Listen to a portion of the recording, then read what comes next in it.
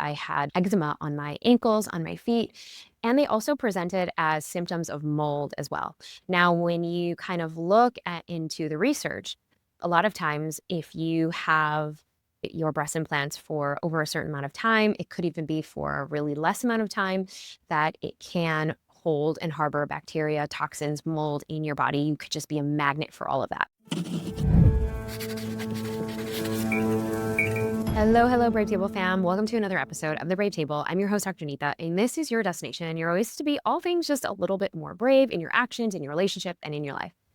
And we are braving this month of health and healing and really coming home to yourself. And I wanted to break the news to you all first before going live with it publicly anywhere else. And this is just about my personal journey that I've had to walk through over the last few years with my own personal health. And I feel like it's time to brave our health together as we are getting into the fall season. We're getting into the wintering season, cocooning and reflecting. And on this time last year, I was actually doing my TED Talk in Manila, and we were traveling to Dubai to make our initial move to Dubai literally a year ago. And I will share my TEDx talk. It's basically, I'll share it in the show notes, but it was such a homecoming to literally gather all of the things that I had wanted in a TED Talk in a place where I could call home, because it was my mother's homeland, and literally to come home back to myself. And so that was the first initial awakening of this coming home and this homecoming. And if you haven't watched it, it's How to Find Purpose in Hard Times. And so we'll link it in the show notes. But I share this because there was something that was kind of off with me the last few years. Actually, it started when I was nursing my daughter, Isla, my second born. She was born now 4 years ago. And it could have been because we had just moved from LA to Texas. This was now 4 years ago, for a little over 4.5 years ago. And I was nursing her, and there were certain symptoms that just didn't go away. And it started with, like, I would get these weird pains, like in my fingers, my fingertips, and then I would get these rashes. And so I thought, okay, it's just postpartum woes, I don't have to worry about it. But what I also was confronted with, that it was also going to be a 10-year anniversary of having breast implants. And I had my breast implants done literally hot girl season after my divorce, over a decade ago. And I wanted to feel more confident and comfortable in my body. And I also was like, this is my time to shine. This is the hot girl season, hot girl era. I was also told that it needed to be replaced every 10 years. And so I knew that marker was coming up. It was about almost 9 years after I had my son that we were looking to start a family with and expand our family with my daughter. And this was the in-between time when my son was about a year old, and I started looking at surgeons and doctors. We were living in LA at the time, and there was an amazing surgeon who I went to, who other friends who had gotten their explants out, their implants out. So they explanted, and that's the actual term for it, the terminology for it. And he had said, you don't have any ruptures. He kind of did a whole screening just with his hands. And by looking, he said, I replace and remove a lot of these. And this is kind of what's trending. However, if it's keeping you sane, if you're really liking it, if you're enjoying it, if there's nothing wrong with it, if you don't feel any symptoms, and this time I didn't know what symptoms to look for. He's like, then, don't let yourself get sick into thinking that these are wrong for you. And I said, okay, yeah, that's a fair point. That's actually quite fair. Because obviously what you think about and what you focus on grows, right? And not to say that we should be um, kind of gaslighting ourselves to thinking that there's nothing wrong. But obviously what we tell ourselves, our thoughts create our reality in many ways. And obviously many of you who've been watching me for a very long time, who've been with me, who've read my books, who've been in this community, we all know that there is a time and a place for that. And so I just kept my researcher ears kinda pried open, but that's that journey, and so after postpartum, I did have some symptoms of postpartum, like anxiety, depression, and I think I've talked about that at length with you all. But also, my certain markers, my biomarkers, my blood markers were a little bit off. And it started with my thyroid antibodies. And so I just thought, okay, postpartum, two kids, I was writing a book, all of these things. And then more and more in my journey, I started going down the rabbit hole. This was a year after my daughter was born. Probably now a year and a half in, we were traveling around the world as we have been as a family, and from going to India, Colombia, I mean, we every which way, there were a lot of discussions of Austin homes having mold. Our house didn't. Our house was a brand new build, but we do know a lot of people have had either black mold exposure, and I've had certain experts on the show talking about black mold and mold in general, exposure in general.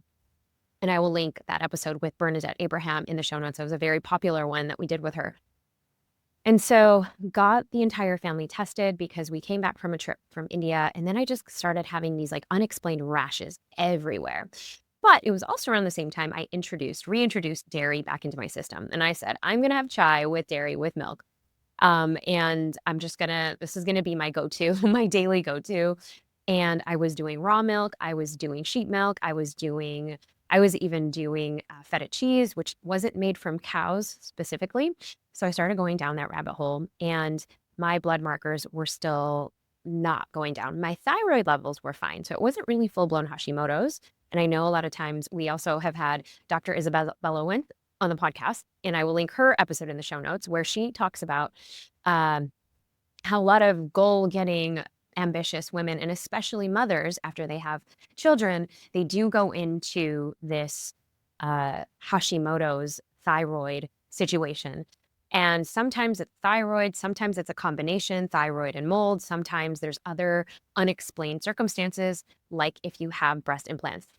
And I obviously wasn't trying to think of that narrative because I remembered this one surgeon saying, if it's not broke, don't fix it because you don't need to. You didn't need to. And so that was running in my mind. And I would literally talk to my girls and I would say, you know what? You guys are amazing. You guys are great. And literally, it was like body talk, mirror talk, all of the talks. This is what I was doing for myself. And and for me, I never actually felt any immediate symptoms of pain in my breasts, none of that. But what I did have was this family history of, breast cancer from my mom. And, she was diagnosed, in her late 40s. And so obviously with myself, I had been getting my breast exams checked and evaluated every year and not mammograms. And I know some of the MDs in the room, whoever's watching this, will probably argue with me. But there's a lot of these circumstances where now, even in Switzerland, they are banning the use of mammograms because there's a lot of these false positives, false negatives. And so wanted to make sure that for dense breasts, and this is very important, and you do your own research. I'm not a medical doctor, nor am I soliciting or giving any medical advice. I want to just be clear on that. But there's a lot of literature that shows that for dense breasts, that you should be actually getting an ultrasound. And if they find something even remotely small, you will have to actually get an ultrasound or ultratherapy, MRI scan, any of those, because that is just more of a concise way to see what is actually going on with your breast tissue. And I did a pre-nuvo last year and everything was totally fine. But I've been getting ultrasound scans with Sono Breast in Los Angeles with Jasmine for the last, I want to say 8 years. And she's been phenomenal. And so I've been doing, my own due diligence. Yes, it's been out of pocket. I don't know if insurance covers it. It's one of the reasons why, especially if you're in the US, you want to make sure if you want to go this route, it is going to be an out-of-pocket expense. But if you do have breast implants, it's definitely not advisable because the machine that they put your breasts in, it basically smashes it like a pancake. And I've heard horror stories of literally those devices smashing your breast implants, even if it's silicone or the jellies, the gummy bears, all of it. So now fast forward to going down the rabbit hole because, of course, in the last 3.5 years, I've interviewed so many different experts. And what really kind of jogged my mind when I was preparing this for you was what were the reasons that I actually decided to really look into this journey for myself. And so it wasn't until I started doing these elimination diets and nothing was kind of clearing. My mold situation, I was still testing positive for molds, testing positive for parasites. The thyroid antibodies would literally spark up. And I'm not talking like in the thousands, I'm talking about 3,000, over 3,000. I think at one point it was 4,000. And mind you, yes, it was during a really high stressful time, 2 young kids, launching a book, starting another business, all of these other things. And literally when I went to Joe Dispenza, the Joe Dispenza retreat, the week long, when you're meditating for 12 to 18 hours a day and with an entire vibration of everybody in the room, and I got my blood markers checked the next month, it had dropped to half of that. So I thought, oh my gosh, I'm cleared. This is great. But still, half of that was still in the high range. And so I'm saying all of this because there were moments where I thought, okay, everything's leading down the same road. It's okay. But these rashes were still not going away. It's like I had eczema on my ankles, on my feet, and they also presented as symptoms of mold as well. Now, when you kind of look into the research, a lot of times if you have your breast implants for over a certain amount of time, it could even be for a really less amount of time, that it can hold and harbor bacteria, toxins, mold in your body. You could just be a magnet for all of that. So I started doing my own research. And again, I am definitely one of those researcher archetypes. And I started talking to other women who have gotten their implants removed. And this was earlier this past year, essentially.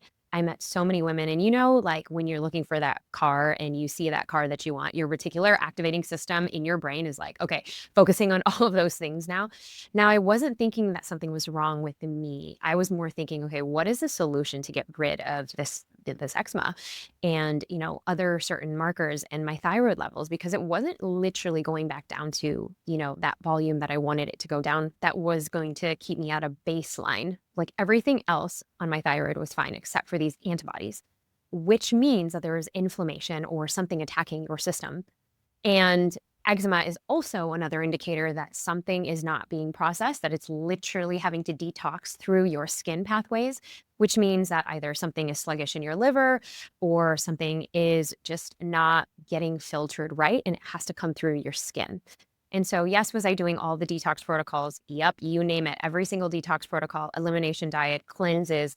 I had done it all, couldn't clear it. And then on top of that, I was also doing red light sauna because we have all of the saunas at home.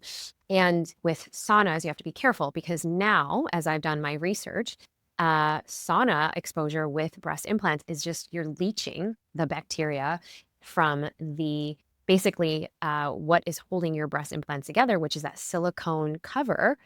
And it's just leaching into your body and your system. So then you're leaching more toxins into your system. And that's not good for anybody in the long run, anyways. So fast forward, I had an amazing woman on the show last year, Amber Sky, and I will link her episode also in the show notes. And she started going deeper into breast implant illness. Now, I had heard about it before. I had many people on the show before talking about breast implant illness, not specifically, but people kind of alluding to it. And so since that time, we decided that, I would probably take Amber's, recommendations to heart. And so what I actually did was then joined these Facebook groups. And if you are listening to this and not ready to join any of these Facebook groups, now I want to say, I do not have a regret my decision for ever having breast implants. I love that journey of myself. That was a time I really loved and I had fun and it was great. And so I don't vilify anybody who has them. I don't vilify any of my friends or anybody else who continue to want to get them. That is a personal choice. But I'm just sharing that, for me, I think my time was complete and I was okay. And I was actually I had this beautiful kind of awakening and epiphany of like, that chapter of my life is completely done. And I'm ready to be part of the itty bitty committee. And so I actually joined a few of these Facebook groups. And one breast implant illness group had 190,000 people in that group. 190,000 women. Like, that is insane. 190,000 women who think they have breast implant illness, who have breast implants, and who might be feeling sick from them. And mainstream media doesn't want you to know this. The doctors definitely don't want you to know this. The surgeons don't want you to know this because a lot of those big pharma companies that also are the ones that are doing Botox and all these fillers. And I know this particularly, obviously, because I was a cosmetic dentist, being able to inject in the state of Illinois. And so I won't say their names, but you can obviously look them up. And no harm or no shade on any of these companies. It's just, there was something happened maybe 7 years ago where there was a recall on these textured gummy bear implants. And with these gummy bear implants, basically, it was caused to link certain cancers. And there's a particular one, lymphoma, that it was linked to. Now, again, not a doctor, not a practicing medical practitioner. Do your own research, but there is evidence out there, and there are some really amazing groups that you can go into, and I will link them also in the show notes.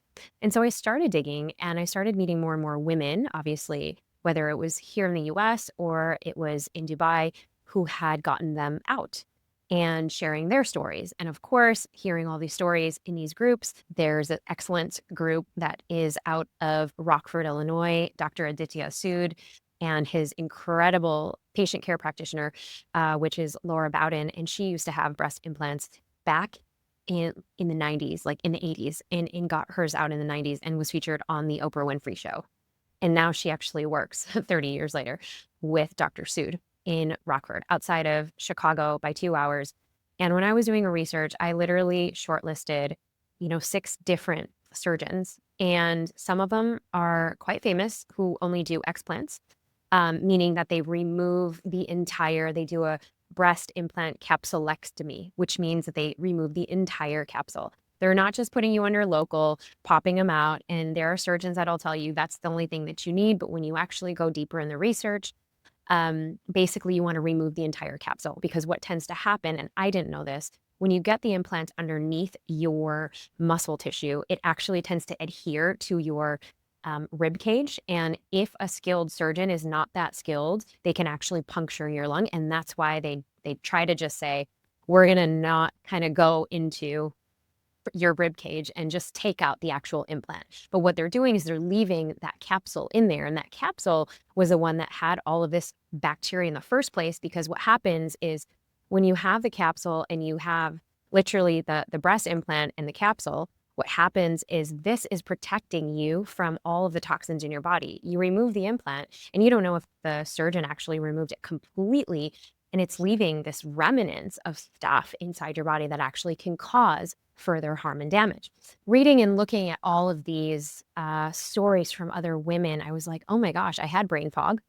I had issues with my thyroid. I had unexplained issues of rashes. And it just kept going and going and going. And we just kept going down the rabbit hole. And, then the discussion came with my husband, because a lot of times when you're making this decision, obviously the biggest fear for me was going under anesthesia, having 2 kids. And, the surgery wasn't going to be short. It was going to be a little over 2.5 hours.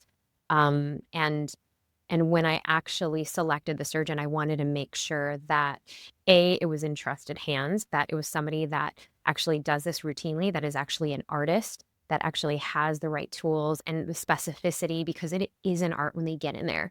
And you want to make sure when you're doing your research, or if you're sharing this with any of your girlfriends, loved ones, that you want to make sure that they do their due diligence in picking somebody that actually they feel safe with, that can not only support with obviously post reconstructive if you decide to do any of that. And we can talk about some of those options. There's fat transfer options. Not every surgeon believes in it or is skilled at it. Dr. Sood is. There's a few others that were skilled that I actually shortlisted. And the reason why I went with Chicago was because we were already going to be there this past summer. My family's there. I'm from there. And Dr. Sue just had almost 5,000 people in his private Facebook group, all talking about the exact same thing. And all literally had nothing but amazing things to say about his skill, his professionalism, the fact that he does not believe in putting those breast implants back in. There's a lot of surgeons who do both. They do the implants and they do the explants. And so he was so committed to making sure I felt safe. And his whole in Laura, his patient care coordinator, and somebody who had something like that as a cosmetic dentist, making sure that your patients are advocated for. She shared with me her story and just broke down on the phone. And her story was like 30 years before. She's in her 60s, and the fact that she had so much empathy and compassion for all the women who have been gaslit, who were told their symptoms were just because of postpartum or the fact that they're just getting older and they might just have thyroid issues. She actually made them feel seen and heard. And for me, that was a huge indicator. I love them so much that I recently flew back to Chicago during my Chitonics launch event. And I flew back to the northern suburbs and I actually interviewed them on the show. And their episode will be coming out shortly as well. And I believe in this so much because I think so many women don't actually know. I've met women who did have that lymphoma that is directly linked with breast implants.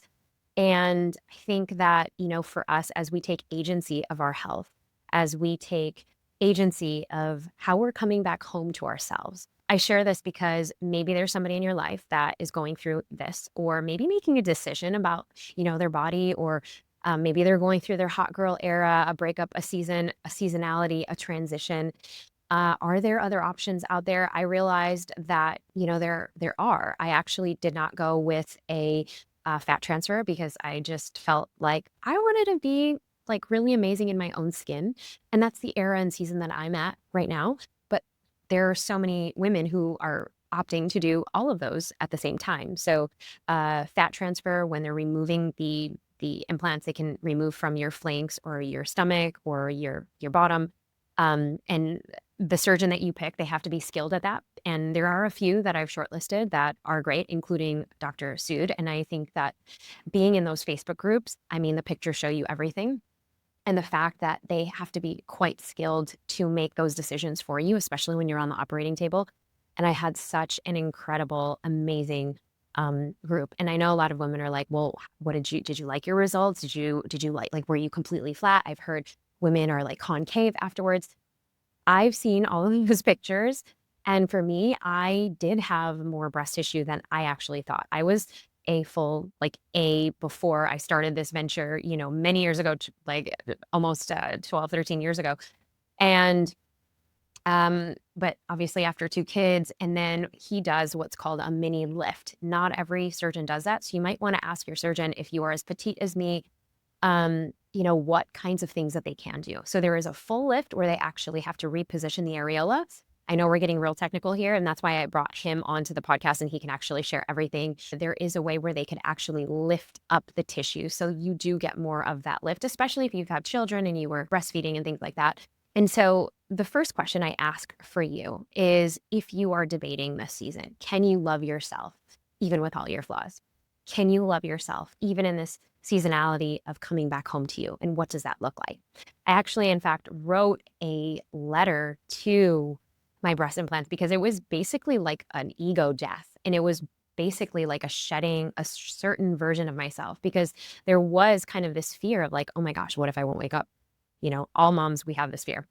And the other idea was, okay, how do I say goodbye to these beautiful things that were in me for so long? And how do I have this ceremony for myself, this closure? Because so often when we ritualize things, and you guys know how I'm such a big fan of ritualizing things, we kind of have this send off, and there are beginnings and ends in every relationship, everything, whether they're physical and human beings or things that were part of us for a certain period of time. And I wanted to give reverence. I wanted to give grace. I wanted to give honor to these beautiful things that were inside me, but they no longer need to be part of me. And I was going to sever and cut that cord in whatever you want to say, a spiritual way, or a letting go, a sending off in a way. And of course, everything we do is with love and with intention. And so I did write a letter to them, thanking them for all of the years that we had together, all the times I had with my girlfriends, for me to be able to nurse my kids without any issues. And so I impart all of this for you to perhaps maybe write a letter to yourself. What are you letting go of? What no longer needs to be part of you anymore as you're allowing yourself to heal in the season, or maybe go down a rabbit hole that perhaps has been kind of nudging you for a while, and maybe you've been looking the other way. What is that for you? Let us know in the comments. Thank you so much for watching. Oof, this was really big and kind of got teary-eyed even sharing this.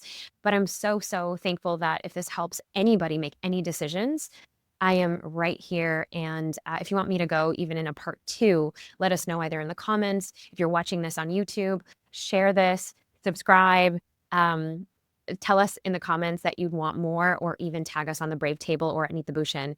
I would so love to know what you thought of this episode, and I will see you soon. Don't forget to be just a little bit more brave. You know I've got so much more in store for you, so if you are really ready to dive in and keep owning your emotions like the boss that you are, click right here. Go ahead, don't be shy.